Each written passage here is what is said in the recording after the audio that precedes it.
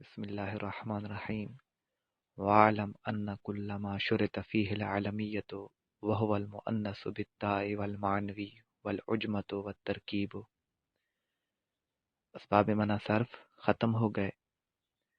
اب پہلے یہ بتایا کہ جو اسم منصرف ہو تو وہ کیسے غیر منصرف بنتا ہے۔ اب یہ بتا رہے ہیں کہ اگر کوئی اسم غیر منصرف ہے تو وہ منصرف کیسے بنتا ہے۔ بتا رہے ہیں وَاعْلَمْ تو جان کہ ان کل ما شرط فیہ العلمیت۔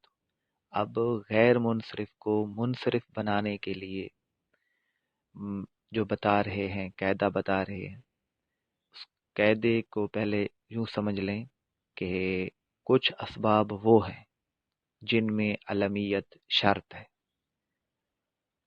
یعنی جن کے پائے جانے میں علمیت شرط ہے، وہ چار ہیں، وہ آگے بتائیں گے۔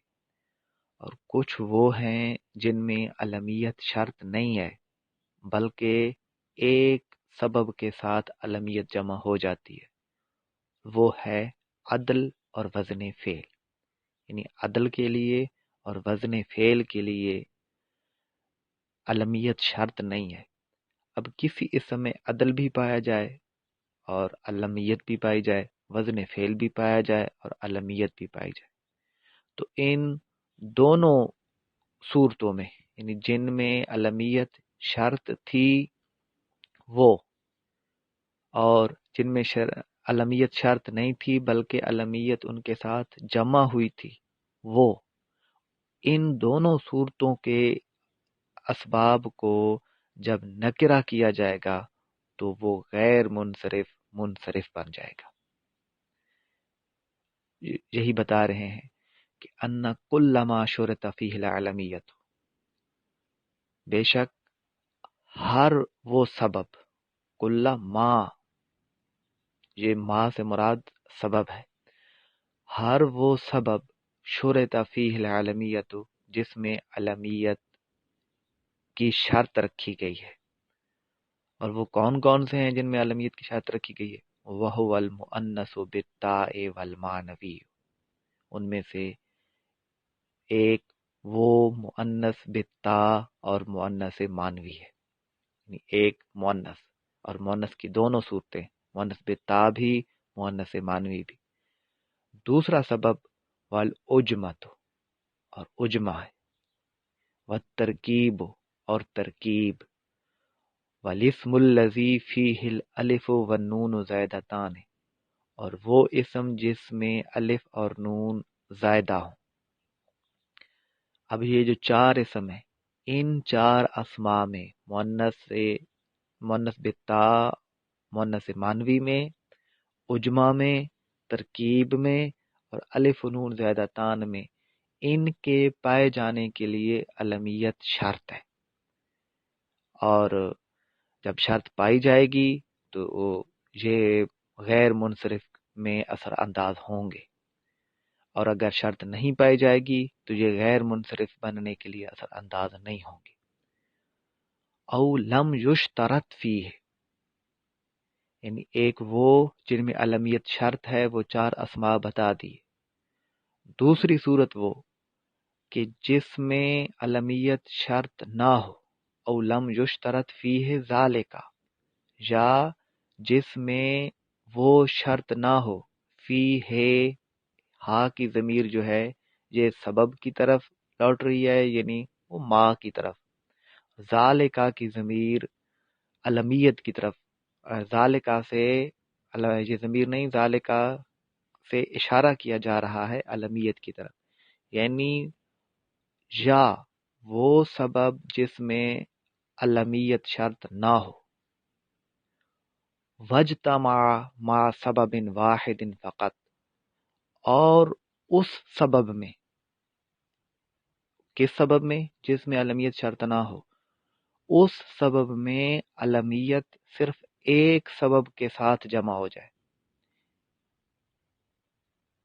وَهُوَ العلم المعدول ووزن الفعل، اور وہ علم معدول اور وزن فعل ہے، یعنی معدول میں، عدل میں اور وزن فعل میں علمیت شرط نہیں ہے۔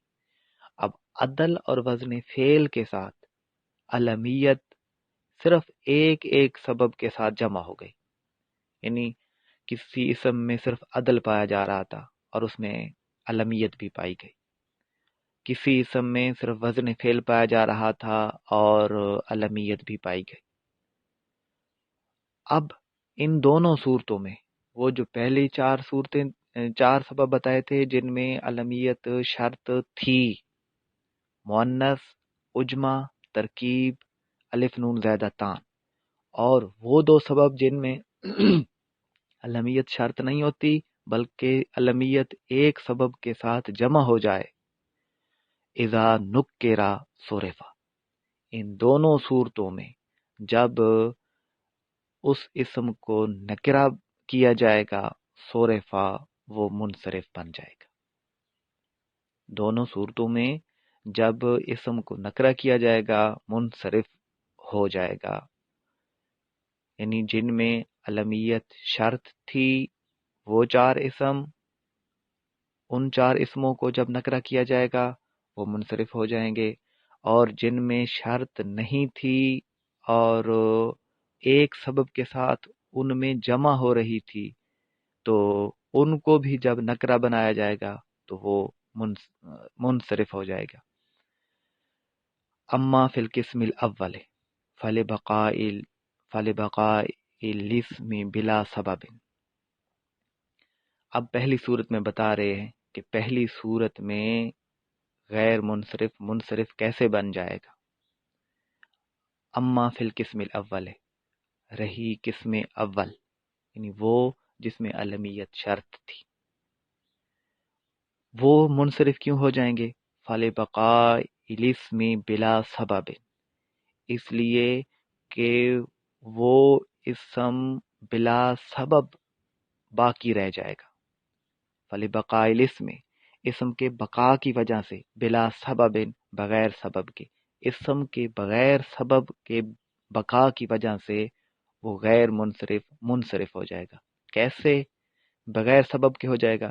یعنی جس میں علمیت تو تھی شرط اور پھر اس کو نکرہ بنایا گیا، جب نکرہ بنایا گیا تو علمیت نہیں رہے گی، اس لیے کہ علمیت ذات معین پر دلالت کرتی ہے، علمیت معرفہ کا نام ہے، اور جب اس کو نکرہ بنایا جائے گا تو علمیت نہیں رہے گی، اس لیے کہ نکرہ ذات مبہم پر دلالت کرتا ہے، علمیت ذات معین پر دلالت کرتی تھی، علمیت تھا معرفہ، اور جب نکرہ بنایا جائے گا تو یہ معرفہ ختم ہو جائے گا۔ جب شرط نہیں پائی جائے گی تو مشروط بھی نہیں پایا جائے گا، تو جب علمیت جن کے ساتھ شرط تھی ان میں علمیت نہیں پائی گئی تو گویا کہ وہ چار اسباب بھی نہیں پائے جائیں گے، اور جب چار اسباب بھی نہیں پائے گئے تو بغیر سبب کے رہ گیا، تو جب بغیر سبب کے رہ گیا اس میں کوئی سبب بھی نہیں پایا جائے گا تو وہ منصرف ہو جائے گا۔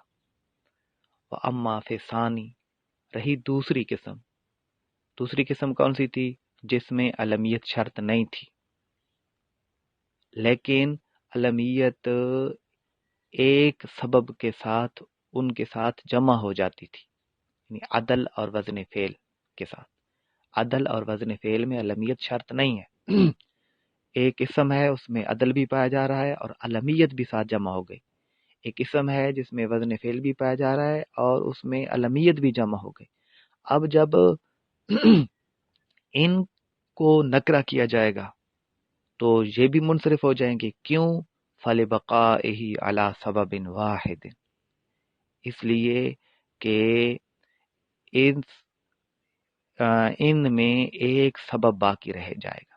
فَلِبَقَائِهِ، تو اس اسم کے بقا کی وجہ سے، علی سبب واحد، ایک سبب پر اس اسم کے بقا کی وجہ سے، یعنی جس میں وزن فعل بھی تھا اور علمیت بھی تھی، عدل بھی تھا، علمیت بھی تھی، اب اس اسم کو نکرہ بنایا گیا، جب نکرہ بنایا جائے گا تو علمیت ختم ہو جائے گی، اس لیے علمیت ختم ہوگی کہ علمیت معرفہ کا نام ہے، اور جب نکرہ بنایا جائے گا تو معرفہ ہی نہ رہا۔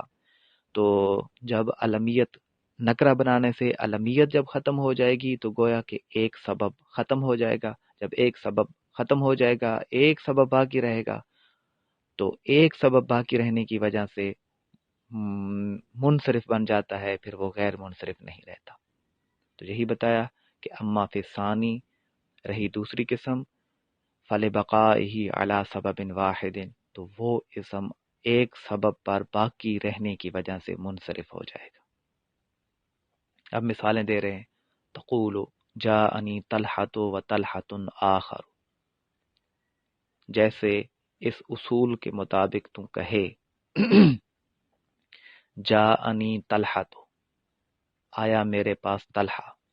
اب یہاں دیکھیں طلحہ میں دو سبب پائے جا رہے، اور یہ پہلی قسم کی مثال ہے، ایک تانیث بالتا بھی ہے اور دوسرا علمیت بھی پائی جاتی ہے۔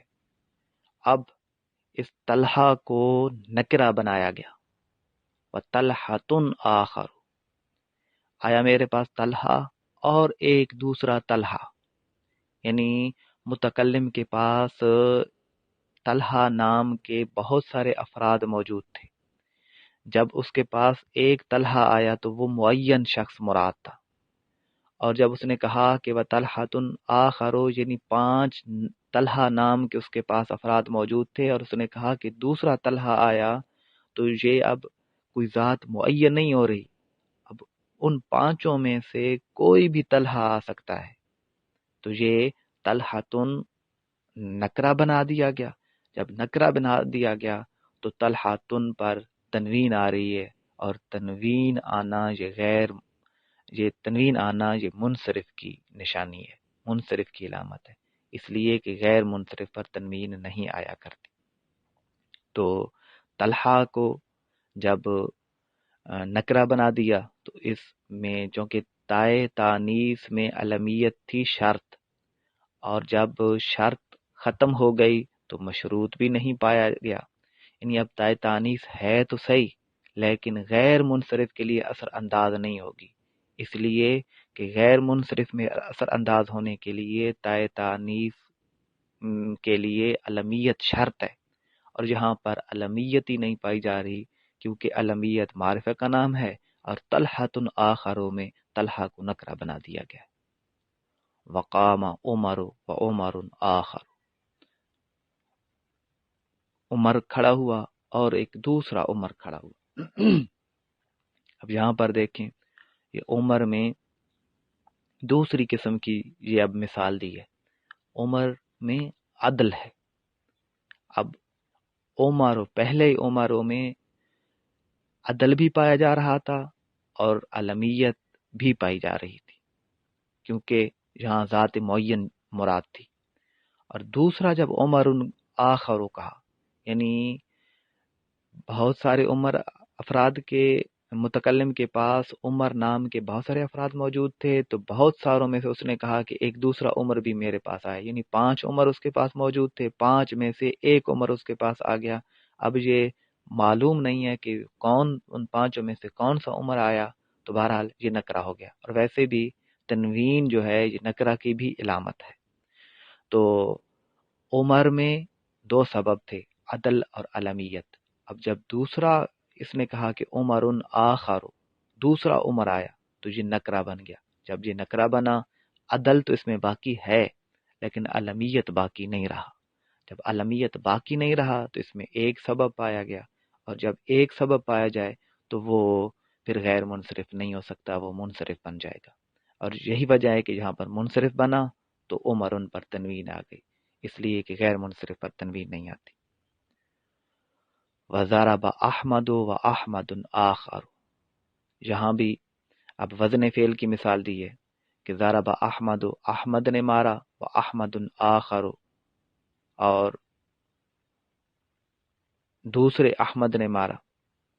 اب یہاں بھی پہلا احمد غیر منصرف ہے، اس لیے کہ وزن فعل بھی پایا جاتا ہے اور علمیت بھی پائی جاتی ہے۔ وَأَحْمَدٌ آخر، یہاں پر احمد کو نکرہ بنایا گیا، اور جب نکرہ بنایا گیا تو اس سے علمیت ختم ہو گئی. جب علمیت ختم ہو گئی تو صرف ایک ہی سبب باقی رہا، یعنی وزن فعل، اور ایک سبب سے غیر منصرف نہیں رہتا. یہ اوپر والی بحث جو قاعدہ بتایا غیر منصرف کو منصرف بنانے کا، وہ ختم ہو گیا. حاصل کلام یہ ہوا کہ 4 اسباب ایسے ہیں جن میں علمیت شرط ہے: مؤنث، عجمہ، ترکیب اور الف نون زائدہ تان. اب ان کو اگر نکرہ بنایا جائے تو یہ منصرف ہو جاتے ہیں، اس لیے کہ جب علمیت شرط تھی اور نکرہ بنایا گیا تو علمیت نہ رہی. جب علمیت ہی نہ رہی تو گویا کہ شرط ختم ہو گئی تو مشروط بھی ختم ہو جائے گا، تو بغیر سبب کے یہ رہ جائے گا، اور جب بغیر سبب کے رہے گا تو یہ منصرف ہو جائے گا. دوسری قسم یہ تھی کہ جس میں علمیت شرط نہیں ہوتی بلکہ ان کے ساتھ جمع ہو جاتی ہے، اور وہ 2 سبب تھے: عدل اور وزن فعل. اب عدل اور وزن فعل کے ساتھ جب علمیت جمع ہو جاتی ہے اور جب ان کو نکرہ بنایا جاتا ہے تو علمیت ختم ہو جاتی ہے، ایک سبب باقی رہ جاتا ہے، اور جب ایک سبب باقی رہتا ہے تو وہ منصرف رہتا ہے، غیر منصرف نہیں ہوتا. آگے ایک اور قاعدہ بتا رہے ہیں: وَكُلُّ مَا لَا يَنْصَرِفُ إِذَا أُضِيفَ أَوْ دَخَلَهُ اللَّامُ وَدَخَلَهُ الْكَسْرَةُ نَحْوُ مَرَرْتُ بِأَحْمَدِكُمْ وَبِالْأَحْمَدِ. وَكُلُّ اور ہر وہ اسم ما لا ينصرف جو منصرف نہ ہو، یعنی غیر منصرف ہو، ہر وہ اسم جو غیر منصرف ہو. اذا اضیفہ جب اس کی اضافت کی جائے، یعنی جب وہ مضاف بنے، مضاف الیہ نہیں، جب وہ مضاف بنے. ہر وہ غیر منصرف اسم جو مضاف بنے، او دخلہ اللام یا اس پر لام داخل ہو، یعنی الف لام. او داخلہ اللام اے الف واللام، یعنی اس پر لام داخل ہو، یعنی لام تعریف جس کو کہتے ہیں یا جن کو الف لام کہتے ہیں، وہ داخل ہو جائے تو فداخلہ الکسرۃ، تو اس پر حالت جر میں کسرہ داخل ہو جاتی ہے. نحو جیسا کہ مررت باحمدکم وبالاحمد، جیسا کہ میں آپ کے احمد کے پاس سے گزرا، وبالاحمد. اب یہاں دیکھیں باحمدکم، اب احمد غیر منصرف تھا، لیکن یہ احمد کم کی طرف مضاف بن رہا ہے، اور قاعدہ یہ بتایا کہ جب غیر منصرف مضاف بنے تو حالت جر میں اس پر کسرہ آ جاتی ہے، بِأَحْمَدِكُمْ. اور دوسری جو مثال دی وَبِالْأَحْمَدِ، اب یہاں احمد غیر منصرف تھا، حالت جر میں پیچھے ہم نے پڑھا تھا کہ حالت جر میں ان پر فتح آتی ہے، جیسے جاءنی احمد رأیت احمد مررت باحمد، ہم نے یہ مثال پڑھی تھی. اب یہاں پر احمد غیر منصرف ہے، اس پر فتح آنی چاہیے تھی لیکن نہیں آ رہی، اس لیے کہ احمد غیر منصرف پر الف لام داخل ہو رہی ہے. وبالاحمد، جب الف لام داخل ہو تو حالت جر میں اس پر کسرہ آ جاتی ہے، وبالاحمد. تو قاعدہ یہ بتایا کہ ہر وہ غیر منصرف جب اس پر الف لام داخل ہو یا وہ مضاف بن رہا ہو تو اس پر کسرہ داخل ہو جاتی ہے. اس کی 2 وجوہات ہیں کہ کسرہ کیوں داخل ہوتی ہے. ایک وجہ یہ کہ جب الف لام آ جائے یا وہ مضاف بن جائے تو وہ پھر کسرہ کے آنے سے ثقیل نہیں رہتا. پیچھے ہم نے پڑھا تھا کہ غیر منصرف پر کسرہ اور تنوین اس لیے نہیں آتی کہ کسرہ اور تنوین سے وہ اور زیادہ ثقیل ہو جاتا ہے، اس میں ثقل پیدا ہو جاتا ہے، تو ثقل کی وجہ سے کسرہ اور تنوین نہیں آتی. اب جب وہ مضاف ہو رہا ہو یا اس پر الف لام داخل ہو تو پھر کسرہ سے وہ ثقیل نہیں رہتا، اس وجہ سے کسرہ داخل ہو جاتی ہے. دوسری وجہ یہ ہے کہ ہم نے پیچھے پڑھا تھا کہ غیر منصرف پر کسرہ اور تنوین اس لیے بھی نہیں آتی کہ غیر منصرف فعل کے مشابہ ہو جاتا ہے، کہ فعل میں بھی دو سبب پائے جاتے ہیں اور غیر منصرف میں بھی دو سبب پائے جاتے ہیں۔ فعل میں دو سبب پائے گئے کہ وہ ایک تو مصدر سے مشتق ہوتا ہے، یعنی یوں بھی کہہ سکتے ہیں اسم سے مشتق ہوتا ہے، کیونکہ مصدر اسم کی قسم ہے، تو اسم سے مشتق ہوتا ہے اور اسم کی طرف محتاج ہوتا ہے کہ فعل کے لیے فاعل کی ضرورت ہوتی ہے۔ تو جب فعل میں دو چیزیں پائی جاتی ہیں، اسم کی طرف محتاج ہوتا ہے، اسم سے مشتق ہوتا ہے، تو فعل پر کسرہ اور تنوین نہیں آتی۔ تو اسی طرح غیر منصرف میں بھی دو سبب پائے گئے تو وہ فعل کے مشابہ ہو گیا، جب فعل کے مشابہ ہوا تو اس پر بھی کسرہ اور تنوین نہیں آتی۔ اب کسرہ اس لیے آ رہی ہے کہ غیر منصرف جب مضاف ہو رہا ہو یا اس پر الف لام داخل ہو تو یہ فعل جب کسی اسم کو جب مضاف بنایا جائے، مضاف بن جانا یا الف لام کا داخل ہونا، یہ اسم کے بہت بڑے خاصے ہیں۔